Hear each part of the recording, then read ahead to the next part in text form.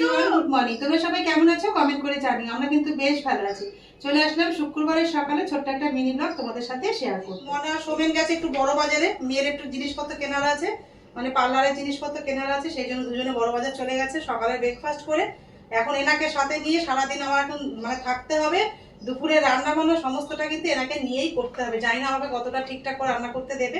ভাবলাম আজকে রেসিপিগুলো তোমাদের সাথে একটু শেয়ার করি, দুপুরে কি কি রান্না করব। আর আজকে হচ্ছে তোমার কি বার, শুক্রবার আজকে। দাঁড়াও, আর দেখো না খেলনা বুঝাতে চলে এসেছি। ঘরটা কি অবস্থা করেছে পুজো, আর দেখো। হ্যাঁ এসি চালাতে হবে, এসি চালাতে বলতে গরম লাগছে না, এটা মাথায়। চলো বেশি সময় নষ্ট করো, রান্না বান্না গুলো করে নি।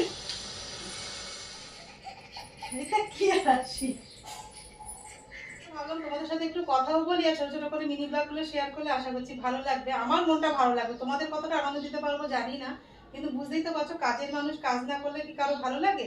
তা চলো, এই যে সারা ঘর একদম ছড়ানো ছিটানো রয়েছে, এই যে এমনি খেলা করছে। আর এনাকে একটুখানি ভালো ঠান্ডা রাখতে গেলে আমাকে তো এগুলো জোগাড় দিতেই হবে। মনা বাড়িতে নেই, কখন আসবে ঠিক নেই, সেই জন্য তো চলো রান্না বান্না করবো।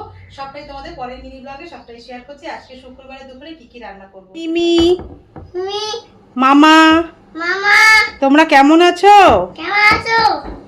এখন হচ্ছে আমার সবচেয়ে মূল্যবান সময়টা মূল্যবান মানুষকেই তো দিতে হবে, তাই না?